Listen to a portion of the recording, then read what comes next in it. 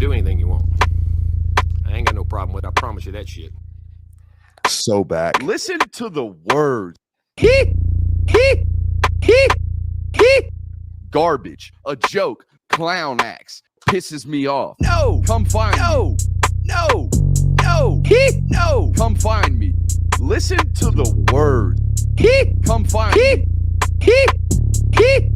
Garbage, a joke, clown acts, pisses me off. Yo. I ain't a hard guy to find. I promise you that shit.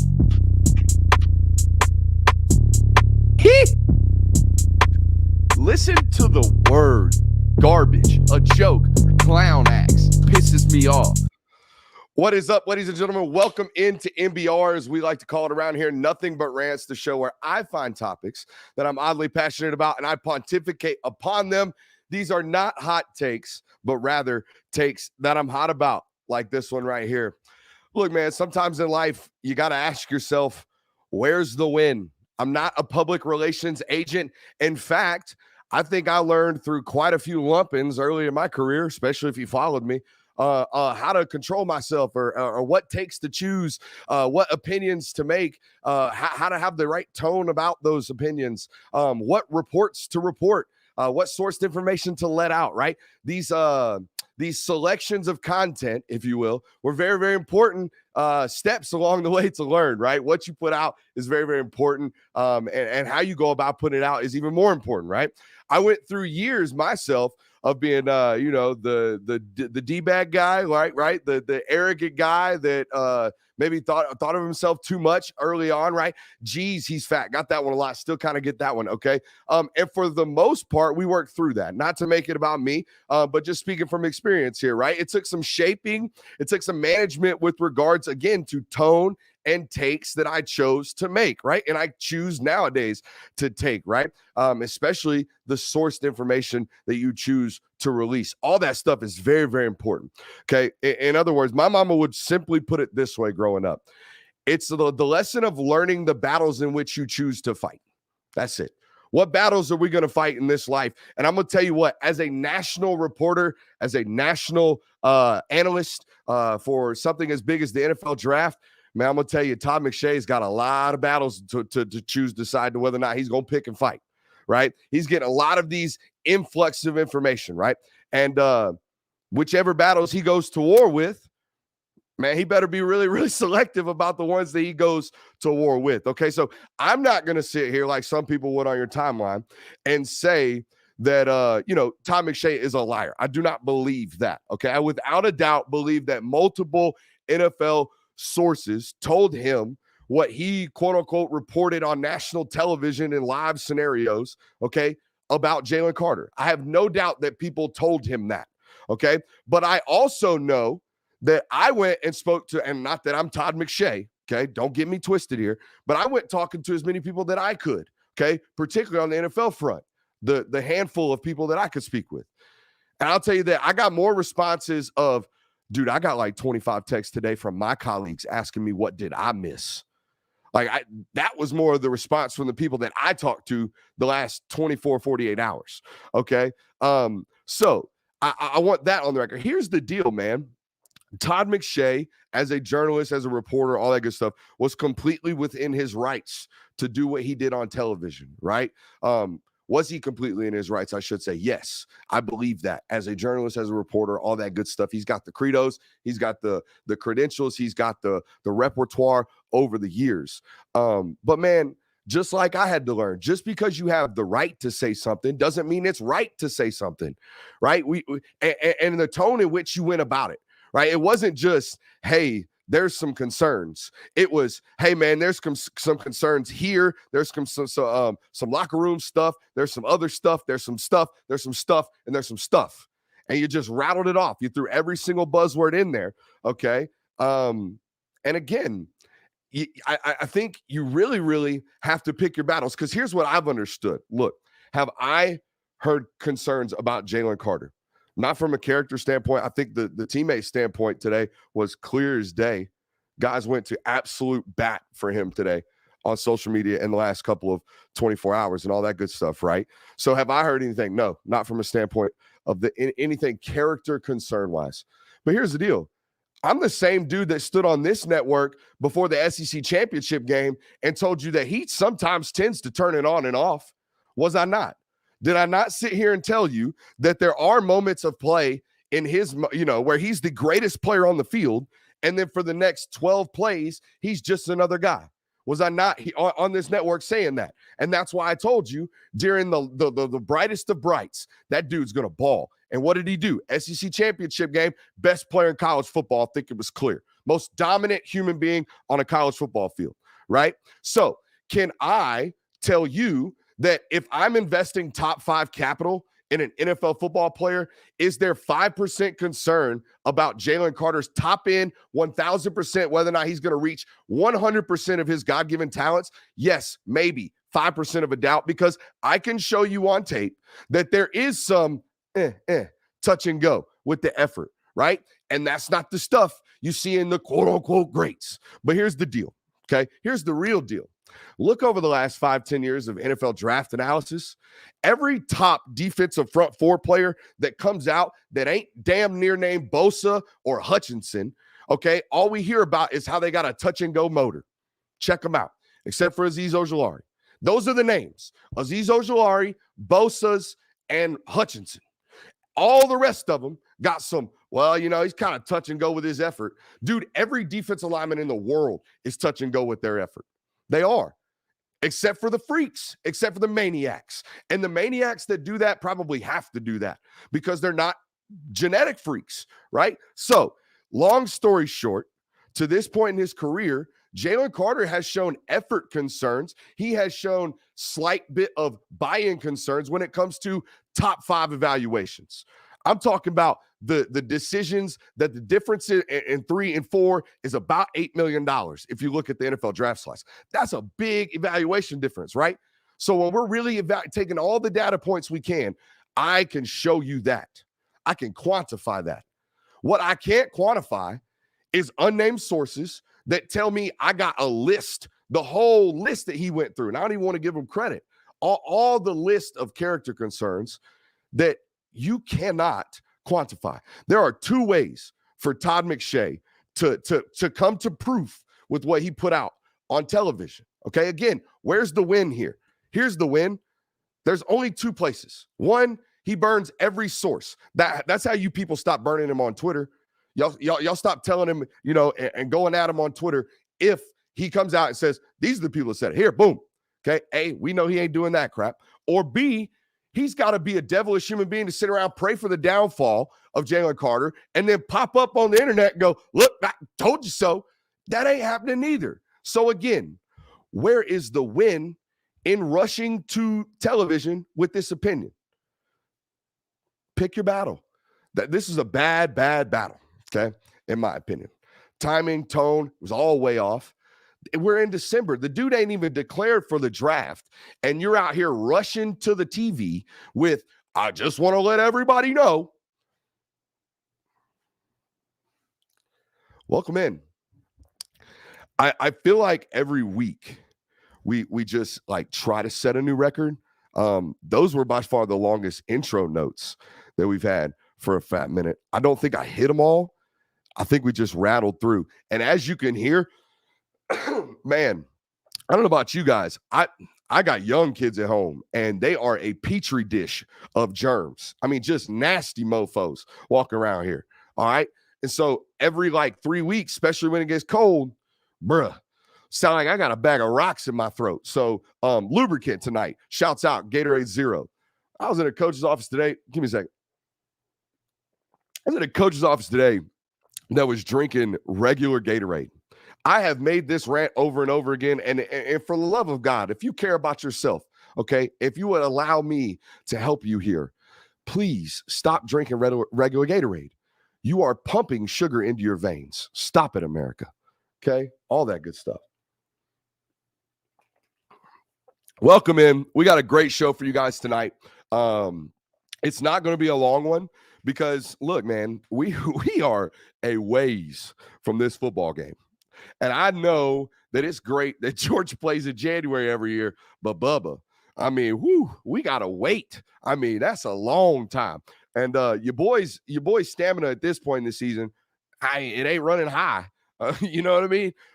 Anyways, welcome into the show. We got a great one for you. I want to give a quick shout out first to the folks at thegramco.com. Promo code Brooks25 gets you 25% off all the latest and greatest in the Delta 8 and CBD space. Look, man, I know. Woo, that was like a bug. Woo, help me. That's a Bomani Jones reference. I know we're coming up on the holiday season. I don't know about you guys, but family can get a little tough, a little stressful. You want to knock back a few beers, that's fine. If you're not a drinker, that's fine too. Gramco.com got something for everybody. Gramco.com / promo code Brooks25, 25% off. Also, want to give another shout out, okay, to ATLsportstrips.com. Okay, promo code Brooks over here. Here's the thing about ATL Sports Strips. I know you people, when I say you people, I'm talking about you Georgia fans that I talk to all the time. Okay, I know you people that are here. A lot of y'all have done the Googling on what it's going to cost to go out to LA. Okay, I already know. And y'all gonna call me, oh, Brooks, don't be my coach used to call it Aquinas, or we used to call it Aquinas. Don't be counting the eggs before they hatch, all that good stuff. But I know y'all done the price searching, and I know y'all know what it costs. Okay, and I know y'all know that LA is nuts and it's overrated and it's mid. Okay, as my boy Swamp Fox would say. So why not just go to Vegas? You feel me? I mean, 3 days in Vegas at the MGM Grand. All right. All inclusive. You can just get down out there in Vegas in the dirty town. All right. And then they gonna chauffeur your butt to and fro to the Natty. How's that sound? Promo code Brooks, 10% off all the booking over there. I'm telling you right now, that's a joint. Okay. So if you are going to the Natty, I don't know why you would do it any other way. Because again, California, overrated. Don't do it. Super expensive. Not that Vegas ain't, but at least Vegas is a good time. LA ain't nothing but traffic and whatever. Promo code Brooks over there again. All right, let's see here. What else we got going on today? Y'all seen that Shane Beamer guy? I'm here for it. Okay, we're gonna talk about it. I do have one question. We're gonna talk a little bit about the portal and just what's going on with the portal and kind of my thoughts on it so far. Okay, I think we're seeing some. We've had about a year of this now, right? We've had we've had 2 years of this, right? I think one-time transfer opened up Mel Tucker's first year because he was Mr. Portal. He was famous for it, right? So we're gonna talk about that one here in a little bit. And then at the end, we're gonna give you a brief kind of preview of the Peach Bowl and what we've kind of found out through about what, guys, if you're a Patreon member, I think we've studied about 3 or 4 hours worth of Ohio State's defense at this point. The all-22, the good stuff, okay? The stuff where you really find out answers, right? We go hunting for intel about the opponent up in that joint, and it's good stuff. You need to be over there. Patreon.com / Brooks Austin if you want to see all that good stuff. It is recorded, and you can play it on demand. I know it's a lot of content. Some people say, well, I don't have time to watch all that stuff. It's a good problem to have, baby. It's a good problem to have over there. That means you're getting a bang for your buck. Anyways, we've talked a lot about that. I'll kind of give you my brief thoughts. Okay, not a full preview because I don't want to get clipped just yet, but it's leaning towards how about them. Okay, I went through a film study at LSU, and I told you, and I felt uncomfortable. I felt uncomfortable coming out here and telling you that them dogs was going to walk them in Atlanta. All right, with the way in which I did. I mean, I told you it's going to be like a 30-point drubbing. All right, it was, like that. Not that everybody else wasn't doing it. It makes me feel uncomfortable in championship settings. But so far, we're going to talk about it later. But that Ohio State defense, they wear red for a reason. It's bloody. All right, let's talk about Shane Beamer. Hey, I think Shane is doing a tremendous job. Matter of fact, if you searched on Twitter at Brooks Austin BA and Shane Beamer, I think you would find nothing but just glowing reviews from your boy. All right. I 100% buy in to everything he is currently selling. All right. But here's my thing. I'm buying it so much to the point that I believe it's going to be successful. But I don't know about you guys. And I do not live in the South Carolina beat, though I got friends who do and cover it really, really well. Shout out Evan Crowell. But damn, every clip I see of Beamer, it's like they don't believe in us. Y'all ain't talking about us. where everybody at? Everybody done left us. All that. You can hear it now. I'm getting real deep. Like all this, like they hating on us. We slept on energy, right? And like, look, I get it. I get it when you were like, taking over a program that was somewhat of a rebuild after Muschamp, but like, bro, it's turning now. You're 8-4. You're playing in a New Year's Six bowl, if I'm correct. If I'm not correct, rather. Like, that's a good football program, bro. Like, we are to the point now where no longer can we go to the mic and say, well, y'all didn't give us a chance today. No, we all thought you were a good football team today. Right. And that wasn't the case in September, but it's definitely the case in November and in December. Now we know. Right. And that's good news for the South Carolina football program. All right. It's great news. But with winning comes a change in expectations. And with a change in expectations and a change in kind of program standards, has to come a change in diction and syntax at the microphone. You understand me? Like, it can no longer be the world hates us. We're out to get everybody. Because if that's what it's going to be, you're going to turn into Dabo Swinney really, really quick. Dabo Swinney without the Bible. That's what it's going to turn into if he's not careful. But I don't think that's what it's going to be. I think he'll find a new motivational tactic because that's what great coaches do. And I think Beamer's a great coach. See, I need to mix that in way earlier into those takes, because if a cocky was watching tonight, Siri got the whole rant. Siri out here, dog. Look at me looking at that other mic with other camera. Like I have a producer in here. It's not me switching cameras. Nah, dude, it's working. Got to switch up the tone real quick, right? Got to switch up the tone. We are no longer underdogs anymore, unless you're playing Georgia, possibly Tennessee. Look, I think that's good for the SEC East. Watching LSU and what zombie that was walking to the SEC championship game out of the West made me think the SEC East this year was, I'm not going to say far superior to the West, but they were better. I mean, I think that's unquestionable, right? I mean, raise your hands in the comments, okay? If you thought the SEC East, top to bottom, was much better than the SEC West. Because I think Florida finished 5th in the SEC East, and they beat a really, really good Utah team, granted at home earlier in the year, but they're not a bad football team. They hung, if you will, like close with Georgia for about 2 quarters. Okay. Not a terrible football team. Football team was going through a whole bunch of stuff, cleaning out a whole bunch of racket. But nonetheless, I think it's good. Okay. Their finish to South Carolina season was incredible. But I think to roll over the momentum, the narrative from the coach, because he's the one who kind of steers it, has to somewhat change. But again, I don't live there. I'm not there all the time. He seems to read a bunch, and that's great. If I were a young coach, I probably would as well. Kirby's won at such a rate that I don't feel that he acknowledges that he reads other people's content. Okay. Or the beat reporters' content. I don't think he acknowledges that. But sometimes he will do y'all got to do y'all's job. He'll do that thing. But no, like Beamer will specifically call out Johnny in the back row asking questions. Well, I read what you wrote, Tommy. And did you ask about Dial Loggins? Did you call Sean Payton? And like he'll do the whole thing. And like, hey, once you start winning, dog, it just seems salty. And he's winning. So change the tone. Change the subject, bro. You ragging on Shane Beamer. That's the first negative comment. Like, I don't even think it was negative. I think it was like a neutral, hey, let's change the tone because you're so good type of conversation around Beamer. I love Beamer ball, dude.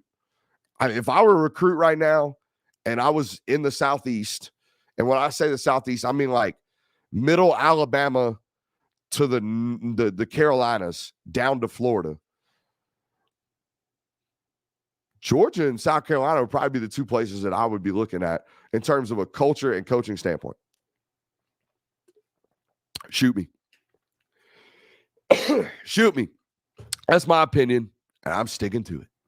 Okay? I think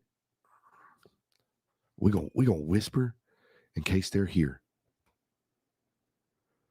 But I think Heupel would be a weird guy to play for. All right, let's move on. I mean, maybe I got to meet the guy. We're going to meet the guy. Here we go. Let's talk NCAA transfer portal. Everybody wants to talk about it. Man, we wrote like 3 articles the last 4 or 5 days that, I mean, Georgia ain't even active in that joint. And when we write articles on it, it's like Google's like, like that Kirby meme, just eating a bunch of burgers. I mean, no doubt Google's all over the portal stuff, which means you guys are all over the portal stuff. All right. So we're going to talk about it. And I don't do a lot of this unless I'm taking shots at the whole system and idea of it.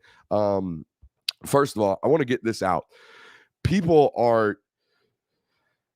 It's easy to say the portal is impacting recruiting, and it really is. It's hurting, high school kids to a point.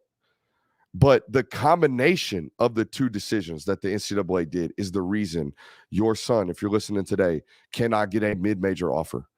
I got a list of dudes that need to be playing college football that will not get an opportunity. And it's not just because the NCAA decided, everybody can go whenever they want and we'll give you a free waiver. That's one decision. It was simultaneously a month later saying, by the way, if you're on a roster, all of you get an additional year. If you are enrolled August of 2020, no matter what, you get an additional. Tack it on to your red shirt, okay? But your new school, whoever takes it, will have to basically take that scholarship away from their roster, okay, and give it to you. So we have this combination effect of thousands of kids going into the portal and thousands of kids applying for additional years of eligibility and getting them because NCAA said, yep, everybody. Look, I mean, hey, dude, who in the hell of it wouldn't want to play for 6 years in college football? Dominic Blaylock can play for 7. Check this out. True redshirt year, the year he blew out the second knee the first time, okay? He could take a medical, okay, the first year he blew it out. I've counted this up in my head before, not a live air ad-libbing. There's going to be guys sneaking 7 years out here in college football. And what it has done is all these kids, they're not leaving, right? It's stockpiling. It's simple. There's so many guys at so many schools looking for so many roster spots. So the high school kids aren't getting schollies. Why? Well, let me ask you, viewer, if you're a coach at, and I'm just going to name a school, Troy. If you're a coach at Troy, and you know for a fact, like homeboy was this year, if you go 11-2, you are 11-2. You are 11-2, win your conference, go to a big bowl from a $4 million contract at Power 5 school named X. That's it. You stack the right graduate seniors, transfer guys, JUCO dudes, 23-year-old grown-ass men. You get them on your roster. You go beat the shit out of the Sun Belt Conference. Next thing you know, you're Billy Bags Napier. We're not enhancing the entire, like, if you know who you're enhancing to take or high school kids? Georgia, Alabama, Ohio State, Clemson, the ones who are going to get the best ones. The rest of them are just like, hey, shit, 21-year-old receiver, he got 900 yards in Charlotte. Go give his high school coach a call. Let's see if he's trying to enter the portal for $25,000. Screw the high school kid. We can get that kid for 2 years, and he's immediately eligible. All of these things. It's like I said this on live air. I'll never forget it. I'll have to go back and find the clip. I was on with Keith Miller out there in the West Coast, and the news broke, and I had to drop the coverage. I said, dude, they just gave everybody an additional year of eligibility, and they gave everybody an additional waiver or free waiver. And I did just like this. You're just squeezing. You're squeezing and pushing, squeezing and pushing, squeezing and pushing. You ain't getting anybody out of the damn store. And you're running out of groceries. Now, let's talk about the actual portal and why it's, by the way, I haven't told you this at all. Somebody hit that thumbs up button for your boy. Because we ain't been on here in a minute, and I don't know if you can tell. Some of y'all can tell because you've been watching me for years. Boy, we cooking. All right, we cooking right now. That wasn't even in the notes. The stockpiling of Scallies wasn't even in the notes. Y'all just got a freebie right there. Shouts out Gatorade Zero. Here we go. Here's my actual NCAA transfer portal take, right? And this one comes straight from conversations with a good friend of mine, Jamie Goodman, about this house I'm standing in right now, or sitting in rather, right now. When the housing market was going nuts, right? And the way he explained it to me was, hey, bro, like we can't be out in the housing market trying to hit a lick on one house, right? We can't be out here trying to have a come up on one house, because guess what?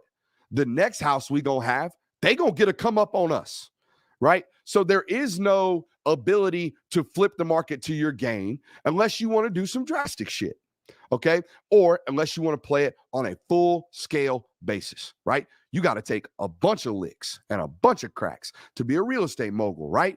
Real estate moguls, read up on them. They ain't just flipping one crib. They ain't just flipping one real estate venture. It's a bunch of them, right? So you can't be out here in the housing market as Joe Schmo thinking you're going to hit a lick on the house that you're in, because the house that you buy next, you're going to be upside down on. So what's that got to do with the transfer portal? Well, I'm going to tell you this right now. You can't keep trying to flip houses singularly on your roster. You cannot keep going to the portal every single time you got holes and think you're going to solve them. You have to develop the players that you have to satisfy those needs. And if you have a crack in your armor, the portal is to put glue on that thing. We cannot build the structure on the portal, Michigan State. We cannot build the wide receiver portion of our network off the portal, Alabama. Jamison Williams is great. He comes in, he balls out. Unfortunately, he gets hurt. All these guys are great. Next thing you know, Jermaine Burton's coming in. Next thing you know, the freshman and sophomore classes and the signing classes from 2021 and 2022, damn near half of them hit the portal. Well, shit, I wonder why. Because that was the foundation that y'all were trying to build, and then y'all just bought in new amenities. Y'all brought in all these fancy cars. Y'all start putting fancy cars in the driveway, okay, instead of taking care of the bills. That's what happened. That's why cultures are deteriorating, right? That's why seasons aren't finished yet, and you got guys hopping into the portal. You got guys, basically opting out mid-season, okay? Because you've shown them that there's really no loyalty on the front end. You're trying to flip your house. So your neighbors aren't going to speak highly of you. You know what I'm saying? I know we've drugged this out a while, but here's the deal. You want to build your foundation of a solid home, of a continual, like, strong, like, building and company and football team. You got to build it ground up. Okay. You got to add additions onto the home you're living in. Okay. And keep that mortgage rate down. Good Lord. What a good analogy. Even the mortgage rate. Because if you're out here in the transfer portal market, right? Like, you're buying additions to the house. That shit ain't free. You feel me? Like, you're just taking out a second mortgage on your home that you're already upside down on. Shit don't make no sense, Ricky. That was a real portal take right there. Uh-oh. Y'all lay off Dion in the comments, by the way. First of all, Shadur Sanders is an NFL prospect. It was at Jackson State. At least the people I know, the football people that I talked to, thought he's like a scoutable football player. He was better than anybody they got on the damn roster. So if he wants to stand up at the press conference and say, my son's going to be the starting quarterback, by God, I hope so, because you ain't getting nobody better to play quarterback in Colorado. Not this year. Lay off Dion. Damn. Especially, it'll never come out because he's not one of them dudes. But if you read some of the online rumor reporting on what happened at Jackson State and how much money that man had to come out of pocket, y'all would never have smoke for him. Y'all would never, ever talk bad about what Deion Sanders is trying to do in his coaching career. I'll stand on that one. Another bonus rant right there, just straight up NBR in my hot days. we're gonna talk about this playoff game, I guess. We're 30 minutes in. Y'all want to talk about this Ohio State Georgia football game? I think it's only the seventh time they've met. Maybe it's less than that. It's maybe fourth. Nonetheless, history buff right here. Boy, I'm gonna tell you what. If you ain't careful, you might look at the first half of that box score against Michigan, and you might tell yourself, well, I'll be damned. Ohio State could stop the run. Michigan averaged less than a yard per carry in the first half. And to be quite frank, you take out a couple of explosives in the second half, they really didn't run the ball all that well in the second half. So you start thinking, like, damn, how Michigan score all in points? And since when can Ohio State stop the run? When is that? Oregon put up like 280 on them last time I watched them in a nationally televised football game.